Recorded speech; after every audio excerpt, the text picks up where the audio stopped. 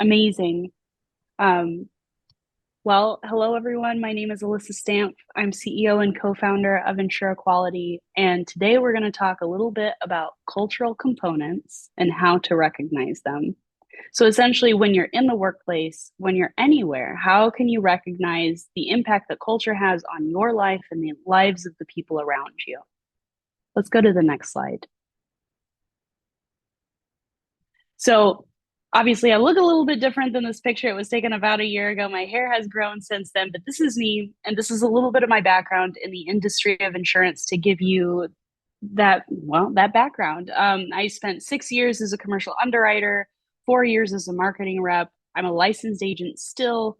And since then, I've been working on the nonprofit side with leadership and culture. The pieces that you see at the bottom there are my insurance designations. For some people, they know what that means. For others, it's just another class that I can take, more alphabet soup than I could add to my name. But I just want to show you, I did not just start an insurance nonprofit just to start an insurance nonprofit. I've worked in the industry, I've spent time here, and insurance and what I'm doing is truly a passion of mine. So it's an honor to come back to Kelly, to talk to all of you, to share my experiences, and to help in any way that I can. Let's go to the next slide. Okay, so tonight we're going to spend some time talking about culture, figuring out what it is, defining it, truly trying to understand it, and then taking all of that information and trying to make change with it. What I found, and what many of you may have seen or still see, is that we're kind of stuck in this loop of talking about it, discussing it, learning about it, and then nothing really changes. Well, we'd like to change that. So come with me on this journey. We're going to try to work together to figure some of these things out. I'm going to tell you some stories. I'm going to give you some statistics, but really what this is about is who you are, your perspective, and using that to understand the world around you. So let's get started. We're going to head to the next slide. Sam, thank you so much for leading the PowerPoint for me. I super appreciate it. So let's define culture. Culture is a collective habit that we reinforce daily. This is not a definition that you'll find in Webster or any of those. This is the Ensure Equality definition. And the reason we've chosen this definition is because it doesn't put the onus on multiple types of people or different groups. It doesn't single anybody out. Culture is something that we're experiencing and doing every day, whether we recognize it or not. And that's important to note because sometimes we have a dominant culture affecting other cultures and the dominant culture isn't recognized. So we really want to bring everybody to this moment of understanding that what you're doing, whether you're recognizing it or not, is part of the culture that you are contributing to. Everybody has a say. So let's dig into it a little bit more, and we're going to do a visualization exercise. So this is where I'm going to need some participation. Let's go to the next slide. And I've put a couple pictures up here to help you think about things from this lens. So we're going to start and we're going to zoom out and we're going to go macro first. So looking at these pictures, we've got a ton of different landscapes. We've got mountains and it looks a little colder. We've got a little cityscape that maybe looks European, and then we've got the desert. But what I want you to do, and you can shut off your cameras, close your eyes, whatever you want to do to make yourself feel more comfortable as you think about this while I talk to you. We're going to imagine a time that you have traveled to a place that is not your town where you've grown up. You don't have to go to an international place if you don't want to. It could be a different state, it could be a different county, but somewhere where you do not live and work actively. So go there in your mind with me and think about every piece of it, because again, culture is something that's happening no matter what you're doing. So imagine you're waking up in this place. Is the temperature different? Does it smell different? When you get out of bed and you walk outside, are people wearing different clothes than what you're used to seeing? What about breakfast? Is that defined differently? Does it have different foods? Put yourself back in that moment and think about what's around you. Because when you are out of your element, when you are out of where you are at home, that's when you are picking up on and noticing culture more. Okay, does everybody have that visual? Amazing. I'm going to ask for some participation here. It's minimal though, and you can stay off camera. Do not worry about it. So, where did people go? Sam and I were talking about our mini study abroad experiences, and I know she's going to be going to Italy in a couple weeks. I went to Vietnam when I went to mine, so I tend to visualize that one because that one was very different for me. Where did anybody go? You want to drop it in the chat? We can talk about it. Ooh, Malta. That's a cool place. Haven't been to Malta. Anybody else go somewhere different? Amazing. Okay. Our Italy made a trip in there. Very cool. So people went places. How different was it? And you don't have to answer that. How different was it? Think about that. We're going to move to the next slide and we're going to zoom in a little bit more when we do. Thanks for the participation, team. Appreciate it. Okay. So now we're going to zoom in. We're going to talk about work. Not everybody's favorite topic, but something that we all experience in some way, shape, or form. So I've got three different office styles. We've got a work from home here in the middle. We've got an upscale industrial type on the far right. And then on the left, that cubicle corporate environment. Now, I want you to think about, we're going to do another visualization. And I want you to think about your first day of work at whatever company. It could be the company that you're at now. It could be the first company that you ever worked at. But I want you to think about the first day specifically, because that is when you are experiencing the culture of that office most vividly. Okay. So now that you've picked your company, you've picked your role, you've picked your first day, let's go there. Think about when you got up. Was it a different time than you were used to getting up? Did you have to alter your schedule to make this work? What about what you ate to prepare? What did you wear on your first day? Did you go a little, excuse me, did you go a little more formal? Did you dress it down? Did you know about it before you got to the office? Were you panicking? What about in the office? Did people greet you when you walked in? Was somebody waiting for you? Was there a break room with coffee? Did they have snacks? Did somebody take you out to lunch? Did you fend for yourself? Did you have to stay late because maybe they didn't get you a badge? Or maybe they sent you home early because they were like, hey, it's your first day, syllabus day. That's great. All right, come back to me for a second. I'm not going to ask any questions about this one. I'm not going to ask where you work. But were you able to pick up on the little things? How people interacted with each other? Maybe they used one door specifically, even though there were three, and everybody just uses the same door. This is all part of that culture. This is all part of working in a specific environment. And the reason that we're doing this is because as leaders, sometimes we forget to notice the little things. We're zoomed out, we're taking a broad view of what the work environment is. And sometimes it's the little things that make or break the culture. So let's move ahead to the next slide.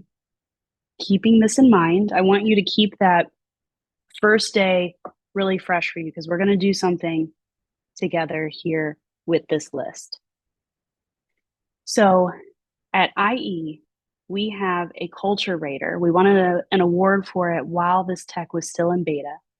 It's a culture survey. It's 50 questions, and it's designed for people within the insurance industry to be able to take this questionnaire and to have this questionnaire tell them how the culture of their company feels. Not whether or not they like it, not if they've had a good time or they like the CEO or their boss, but how it feels to work there. And these are the components that we measure. We've talked to psychologists, therapists, HR professionals, and by far, these are the 7 that float to the top. And again, these aren't a Webster Dictionary definition version. These are the shorthand. This is our association with these words.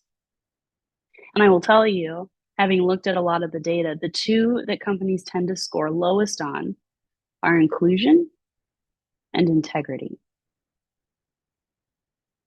You can do with that what you will. But what I would love for you to do right now is, if you have a pen and paper, or if you want to just think about this in your mind's eye, that's fine too. But pick a couple of these components of culture that really resonate with you. I'll tell you, for me, some that I really love. I love accountability. I love support. That's one that a lot of folks miss, because support means a lot more than just like, oh, you're doing a great job. It means having what you need to do the job. So pick a couple, 2 to 4, and write them down. And once you have that, we're going to move to the next slide, and we're going to do a little activity together. And this is going to help put you in that place of being a leader, investigating your culture, and understanding what's next. All right, let's move to the next slide. We're going to do this together. So I'm going to give you an example of something that I did. So I want you to use that visualization that we just did on your first day of work. And write with those 3 to 4, 2 to 4 different components of culture that you've written down. Start to put in those little moments into those categories. So I've given you an example here that you can use. As you can see, I chose accountability, communication, support, and transparency. And here's a couple of things that floated to the top for me when I was thinking about some of the previous places that I worked at. So if you notice, I've got apology email in both accountability and communication. You can have things fit in more than one category. In fact, I think it makes sense that they fit in more than one. But there was a company that I worked at that sent out an apology email. And I thought that was incredible, because I don't often see corporate environments apologize. So that was something that I considered positive, and I put it under accountability and communication. This company also blamed sales for not being able to move the needle forward, not being able to hit the goals. But that goes back to support. Do they have the support to do the job? Do they have the tools to do it? Now, I'm not going to ask you what you've put in categories, but I'm curious, which components of culture did people choose? What floated up to the top for you? What are you thinking about when you think about a company culture? Put it in the chat for me if you can.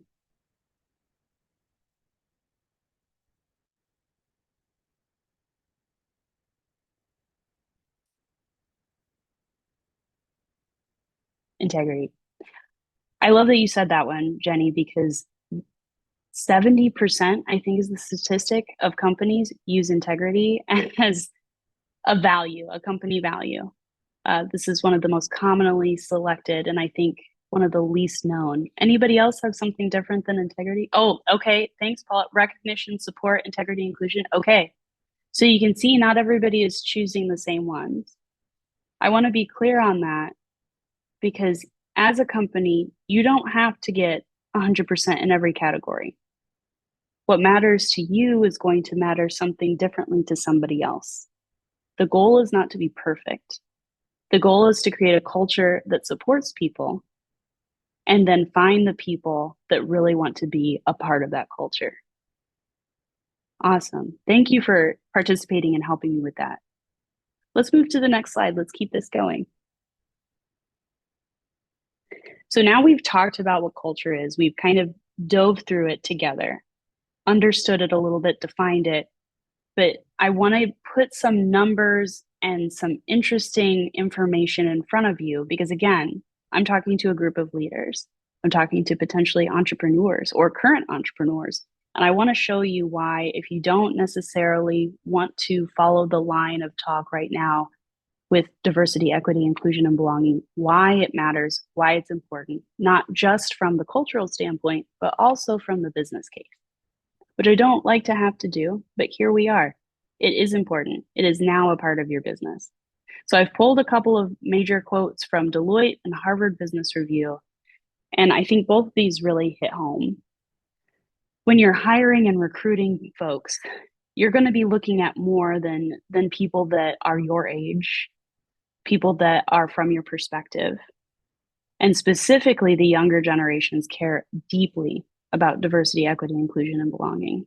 Both of these quotes are from recent reports. Deloitte talks specifically about diversity mattering to Gen Z. In fact, Gen Z is the most diverse generation in our country's history.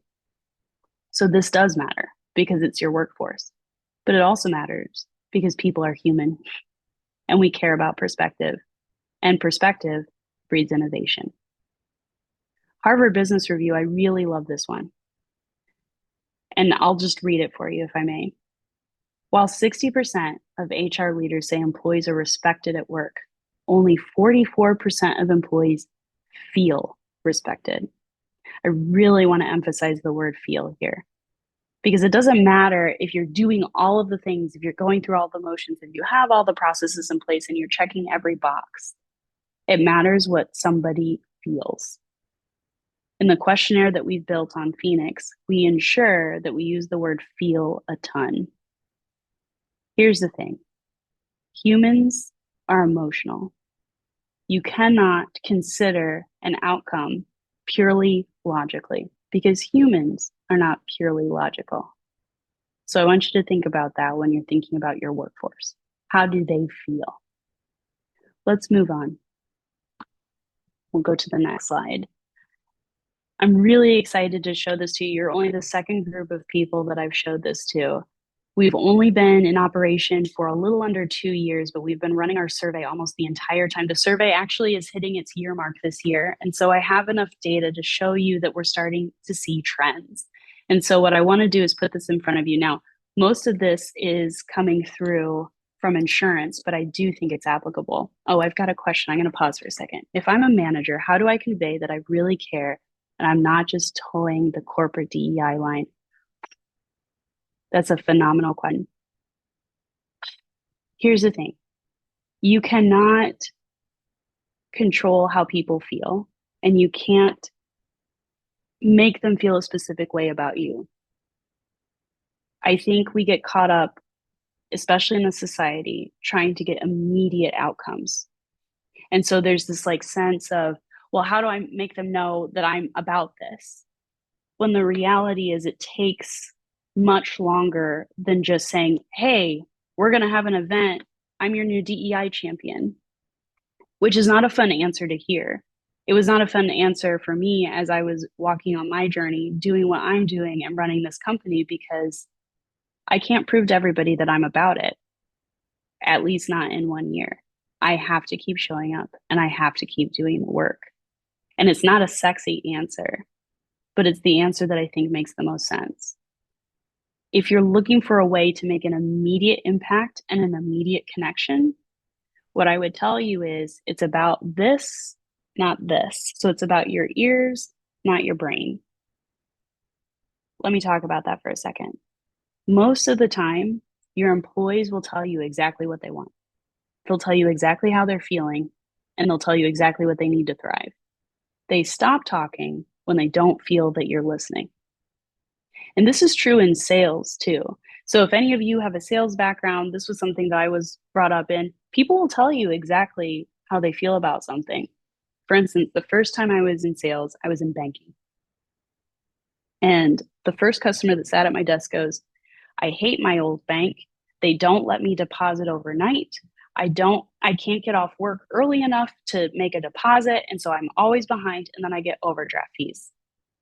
That was how the conversation opened. So all of a sudden, I have all of this information. I know they don't like their bank because they can't make deposits at night. They typically get overdraft fees. They don't like that, and they need some better communication. They have given me all the tools that I need to solve their problem for them. And employees are the same way. What we tend to run into, though, is the corporate talk versus the reality. That's not something I can solve for you overnight, but I would say the best way that you can make change, and I know this is a long answer, but thank you for sticking with me, is by listening, opening the door, allowing people to talk to you, and then showing them that you're about it. Even if you can't make the change, show them the results of what you tried to do. That will go a very long way. If anybody has any questions at any time, I'm happy to answer them. So thanks for putting that in the chat. Of course, of course. So let's get into the results from Phoenix. These were really, really cool to see because some of these things I think we could assume, were one way, but the data we were getting was confirming a lot or showing us a different perspective that we didn't see. So there's a couple of points here I really want to emphasize that I think are really neat. The first is that team culture is different from organizational culture, which may seem obvious, but the line here was very clear. You can have an incredible team working at a company that no one likes, and they're happy to stay because they love their team. They love their manager, they love their coworkers, and they love the work that they're doing. The reverse of that can also be true, where you have an amazing organization and one or two people are ruining an entire team because of their attitude or because of the way that they're treating others. All of this can be true. So you can have a corporate culture that's fantastic, but if you have a little bit of a bad apple situation, that can be something to pay attention to. 1 in 10 survey respondents report not having or knowing about an incident reporting process at work. That is terrifying to me, especially in this day and age. The amount of harassment that happens, the amount of incidents that happen, generally speaking. The reason I want to call this out, especially for those of you that are looking to become entrepreneurs, you don't have to be a large company to have an incident reporting process. I'll give you an example. We're a small nonprofit. We've got a staff of 6. So not exactly needing an HR department just yet. There's a couple of ways that we could do this. One, we could hire an outside HR person. We're not there yet. The other, though, is that we got a little creative. So we have a board of directors, and knowing that most of the time when somebody has an incident to report, it's typically because of management. We didn't want to be the barrier if somebody had a problem with myself or my co-founder. So what we did is we said, okay, the incident reporting process for us is if you don't have a problem with Kylie or I and you want to come to us, come to us. If not, go to our board leadership. They all have the information for our board leaders. They all have the phone numbers, the email addresses, and they can submit something through them. And then the board leadership can come directly to us and help us deal with the situation. Is it perfect? No, but our entire team knows about it. So make sure that this is something that your team knows. This third point was something that I thought was incredible. Company size does not necessarily correspond to belonging. I think sometimes it's easy to go, well, that's a small company, so everybody there must feel like they belong. Or that's a huge company. There's no way that they could feel like they're a part of this company in a sea of 50,000 people. But the data doesn't show us that at all. And it goes back to that team culture is different from organizational culture. Sometimes it just makes sense. Sometimes you can belong because you feel a part of the work that you're doing. You're getting communicated to, you're being supported, the company is transparent. If that's all you need, then you belong. And then the last bit, and something that I think is incredibly important in this day and age, is over 10% of respondents reported retaliation, not harassment. This is retaliation after the fact. So the fear of this is very, very high. You don't need to do anything with this. I'm hoping that in a year or two, I'll have even more information and I can come back and tell you about it. But I thought that was very interesting. All right, we'll go to the next slide. And I just have one more bit to leave you with before we start to move on to the end. This was an incredible statistic. We actually learned this from a speaker that came to our community in February. She talks about psychological safety. She's in the insurance industry. And she found this report by Mercer that was conducted just last year. They surveyed 2,600 HR and risk professionals, and 87% of those 2,600 risk professionals said that health and safety is a serious threat to business. That includes mental health, that includes burnout, that includes DEI and B. This is something that matters deeply to people. And after having gone through a global pandemic with a lot of folks, having your entire lives turned around, complete changes in your structure, your home life, your schedule, this is the topic that folks are talking about. I think I've convinced you. I certainly hope I have. So let's move on to the next slide and we'll dig in a little bit deeper in a different way. Okay, so we now know what culture is. We now know why we need it, why we need to emphasize it. So how do we go from the knowing to the doing? How do we create change? I've got 3 stories here for you. And I'm going to speak candidly for a second. So I'm an entrepreneur. I didn't intend to be an entrepreneur. In fact, I didn't attend any of the entrepreneur classes. I wasn't involved with the groups. I was like, for sure, corporate life is for me. And then I started my journey. So if any of you are feeling the same way, just know it's still possible. The reason I bring that up is because entrepreneurship isn't always glamorous. Sometimes you're working multiple jobs. And that's true of me right now. I'm working multiple jobs to make sure that I can pay my bills and also do the work that I really super care about. One of the jobs I do right now is walking dogs. And walking dogs, I have a lot of time to think, but it's also given me a lot of interesting ways to tell stories and to notice how people interact with somebody that is a CEO versus somebody that's a dog walker. But I've got these three stories for you here, and I hope that it resonates within you on ways that you can make change and the ways that you can create impact. So I'm going to start with the crosswalk that has the word action right above it. Now, I live in the city of Chicago, and I know there's a ton of Kellys here in Chicago. So many of you may know the street LaSalle. It's a very large street, runs north to south. It's 2 lanes on either side. So I always have to walk across this crosswalk, both sides of the street, in order to get to one of my clients. And I know that pedestrians have the right of way, but unfortunately, someone didn't tell Chicagoans because they don't like to stop at crosswalks when you're standing there waiting. However, what I've noticed when I get to this crosswalk every day is that many times cars will zoom past and they will just like wait for the break in traffic and they're like, oh, well, I'm the last car in the bunch. She can just wait for me and then she can walk the street. However, every once in a while, there's a brave soul that in the middle of a pack of cars stops for me.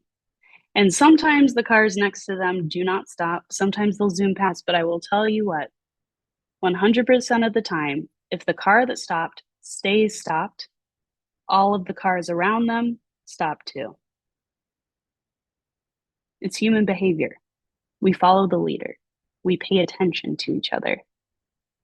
Sometimes the most difficult thing you can do is stop an entire lane of traffic. Stop an entire meeting after somebody says something that they maybe shouldn't have said. But sometimes all it takes is one person doing something and standing their ground to get everybody else to join in. Let's move to the next one. Representation. Now, this word has been thrown around a lot, and it typically has to do with visibility. But I want to talk about representation in ways that we don't necessarily see, because representation means more than just how you look and who you are. It's your perspective, your state of being, how you connect to other people. We're going to be more candid. I have very tiny ears, which is a very odd fact, but now you know it about me. I have small ears and even my AirPods don't fit. In fact, my left ear pushes every single AirPod that I put in it out, just boom, gone, which is why I typically only wear one. And I was complaining to my sister about this while I was walking dogs, and she goes, I think I can solve this for you. So she goes to Google, does some research, finds out that there's a whole list of the top 10 headphones that you can buy that are for small ears, which automatically makes me feel better because I am not the only person in the world that has tiny ears. So I'm in my elevator, I'm heading down, going out to walk dogs. And this woman, who I assume lives in my building, I've never seen her before. She walks into my elevator and her face lit up from the inside. And she goes, are those, insert name of headphones here, are those these headphones?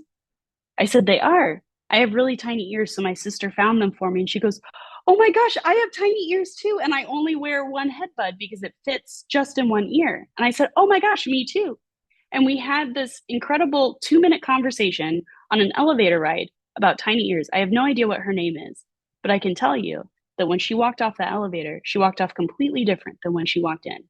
Because for the first time, in what I would assume would be a very, very long time, she didn't feel very alone or wrong for being who she was, for just existing the way that she had no choice of existing. Tiny ears. And it's incredible what representation can do when it's just a little piece, just like that. And then the last one I want to talk to you about is improvement. How many of you have moved or pushed a stroller or pulled a suitcase, and thank goodness you get to that little curb cut and you're able to roll across it? It makes your life better, right? Maybe you're pushing a media cart. Maybe I'm really dating myself now. Remember the media carts with the giant old television sets? Maybe you're pushing one of those. Maybe you're delivering something. Those are a phenomenal piece of our society because they don't just help us, they help disabled people, they help parents, they help people in walkers. It's great, but they did not always exist. In fact, up until the 60s and 70s, a lot of people fought about them. We didn't have curb cuts at all. And it was typically the disabled community fighting for them, saying, hey, we would really like to be able to wheel our wheelchair up onto the sidewalk. And municipalities fought this very hard. It's a cost. It's only affecting a small portion of the population. Why would we do this? 1945 was the first time somebody really started to take an active stance. It was a disabled military veteran. And he's like, no, we got to make change.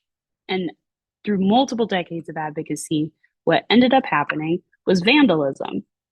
They walked around with sledgehammers and asphalt, and they started to make curb cuts. Activism, advocacy isn't always pretty. Sometimes it's really difficult, especially for people in power, because they've decided that something, a change, a cost, only helps or benefits a small subset of society. However, I started this story with, if you've ever traveled, if you're a parent and you have a stroller, if you've moved and you've put anything on that sidewalk, you've benefited from the advocacy and activism of disabled people. So I want you to think about, especially when you're a leader, those little things that you think only impact a small group within your organization or within society. Chances are something that benefits some of us benefits all of us. Let's move to the next slide. Now, I know not all of you are in insurance, but I want to leave this in as a reminder that every industry, even if it doesn't feel inclusive, has building blocks that can make it that way. The adage that we use in insurance, especially when we talk about DEI and B, is that insurance is pale, male, and stale. When I talk to you about an insurance agent, you probably have a pretty strong visual of what it is. And the average insurance agent is a cisgender, heterosexual, 65-year-old white man. That's just what we envision. But insurance has the building blocks to be inclusive. I don't know if you know this, but you don't have to have a specific degree to be in insurance. You don't actually have to have a degree to be in insurance. There's degrees out there, but I know people with history degrees, art degrees, anthropology degrees, English degrees. Anybody can come to insurance and learn it.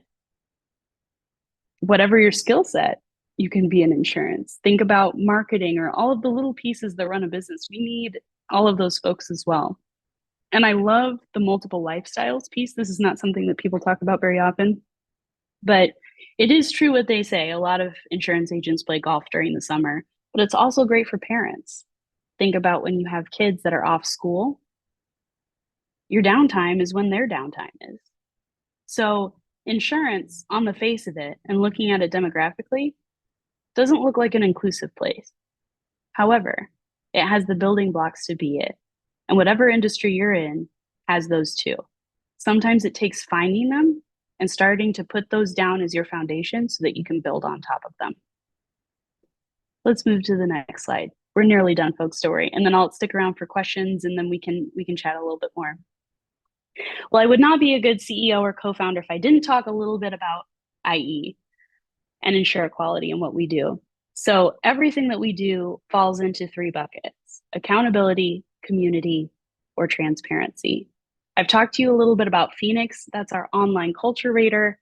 We're going to have a certification that pairs with that coming out later this year. We also allow people to tell stories. We have a pledge that folks can sign, but something that I'm incredibly excited about and proud of is that we're hosting our inaugural summit on September 15th here in Chicago. We also have student pricing Hint, hint. So if you want to come, please, please come. We're going to have industry leaders and folks from every industry background talking about things that you don't often get to talk about at a work conference, like intersectionality, trans rights, parenting, taboo topics at work like sex, religion, and politics. So please join us. And if you can't, please pass it along. But I'm very, very excited about it. And I hope that you can come. It is not insurance focused. We're going to have a couple of things in there, but if you're a leader and you care about people, this is where you want to be. And let's move forward one more slide. Now, we're a new organization still, but I am so proud of this graphic. This is the work that we did last year.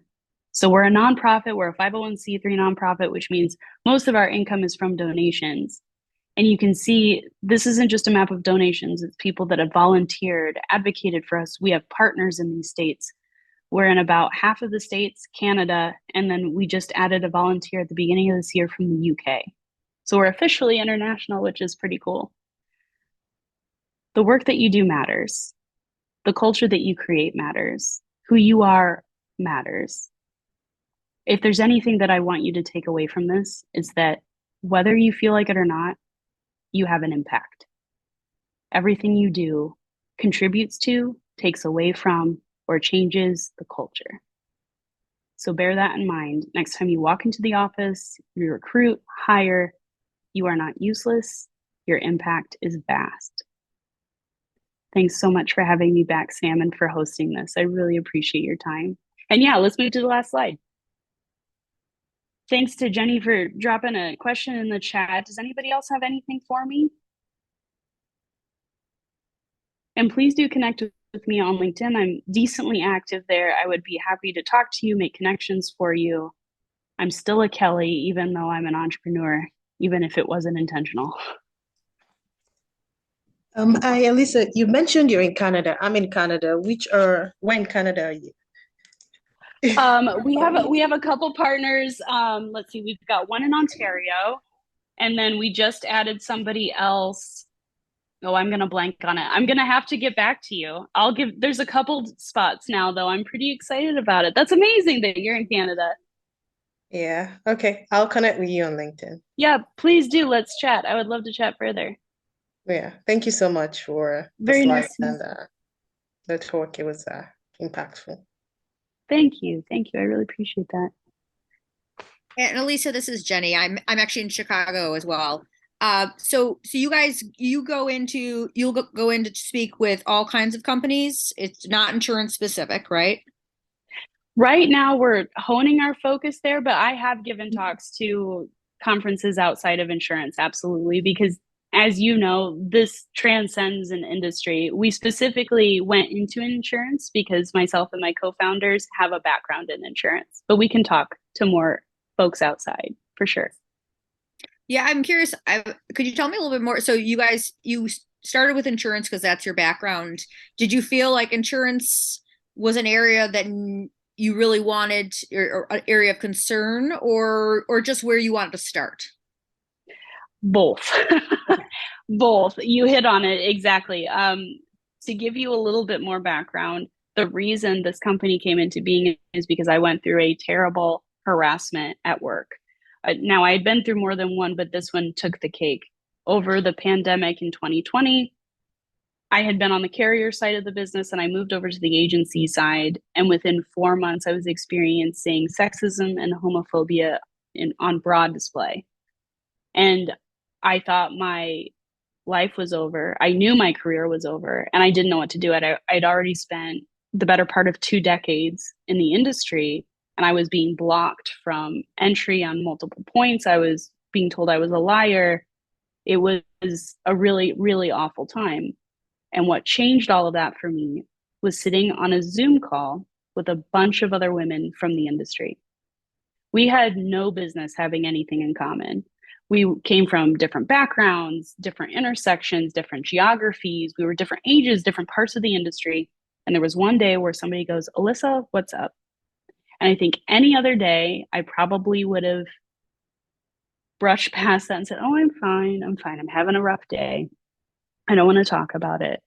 But because I had the space to do it, and because it was all women on that Zoom call, I shared. And one by one, immediately after I shared, every single person on that Zoom told their story. And that's what changed everything for me because I knew in that moment that I was not alone. And then I knew that the impact of what was happening in this industry was even bigger than I could have imagined. Because if you Google harassment statistics, it's not 100%. It is not. And in that room, despite the fact that there were 20 of us that had no business other than being women in insurance having anything in common, we all shared that commonality. And so for us, the impact needed to start with insurance because this industry impacts so many others. It whether you like it or not, you're interacting with insurance almost daily. If you drive a car, if you own a home, if you work somewhere, insurance is touching your life. And so what we wanted to do was shed light on an industry that really needs it, um, because the employees in this industry, if they know that they deserve better, that means their communities do too, and it impacts their decision making. So we do have a problem broadly in the US, but we wanted to tackle an industry that matters to us because we have the experience and because we know that there's a problem. Yeah, no, that's very powerful. And I don't think there's a woman who could not resonate with something that you just said there. I appreciate that. Yeah, it's sad, isn't it? That like I know that speaking in this room, that all of us have a story, at least one. And if it's not ours, then it's our mothers or our sisters, or our aunts or our grandmothers. Like we carry those with us. So I appreciate you seeing me in that moment, and I see you too. Thank you. I know you mentioned you've been doing surveys for the past 2 years. And while it's rather easy to measure for diversity, how are you measuring success in terms of inclusion? Like, are you depending on people to be self-reporting? Like, how does that measurement look for you and your company? That's a phenomenal question. I wish more people asked that question because that's not something that we get asked. You're right. While it can be somewhat easy to measure diversity, inclusion is very difficult. And it goes back to that one quote that I highlighted with the Harvard Business Review and how it feels. So a lot of it was in the framing of the questions that we have in that survey. And by the way, like even if you're not in insurance, I encourage you to sign up for a profile because you can actually go in and see the questions that we have. And it's an ongoing thing for us. We're constantly revamping. If any of you have suggestions or a thought, I would love to hear it. But we're pretty happy with where we're at right now. And a lot of those questions are feel based.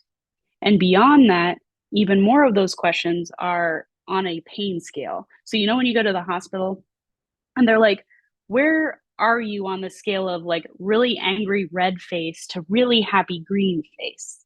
Because sometimes that's easier for us to relate to than saying, well, I feel like this pain is biting or maybe it's searing. We can relate to it on a pain scale. And so many of the questions that we have in that survey are on that pain scale. The other thing I would say is it's intentional wording around what inclusion means. So we talked to DEI experts, and it wasn't just like, do you feel like you belong? That's a question that's in there. But we have other pieces in there too that maybe aren't so on the nose. Like, do you feel like you would be retaliated against if you said anything? Do you feel like you're a part of your team? Do you feel like there's favoritism? What are other ways that people can feel included? So it was the wording of the question, it was the emphasis on feel, and it was the intention to use a pain scale rather than rate from 1 to 5, or this is highly likely or not. We really wanted to allow an accessibility of how people relate to feelings or pain. That was a great question. Thank you all for your time tonight, too. I really appreciate it. It's really cool to meet other amazing people. Please do connect with me on LinkedIn, and I'll drop my email in the chat. I am not quick right now, I'll be honest, but I love connecting with folks. And if there's anything I can do for you in your Indiana journey or in your career journey, please do not hesitate to reach out. I'd be happy to help.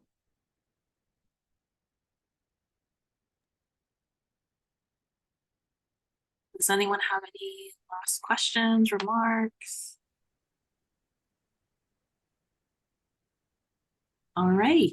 Well, thank you again so much for taking the time out of your busy schedule. I know this year has just been so crazy for so many people. So the fact that you've taken this time to share your wisdom with us and advice, we really do appreciate it. Thank you for those of you who were able to attend today. Thank you for those who are watching the recording. You know, we always appreciate those who want to participate with our WiB Wednesdays. Um, yeah, with that, I'm happy to let you all have the rest of the evening, but thank you again. Absolutely. It was a pleasure. Have a good night, y'all. Have a good one.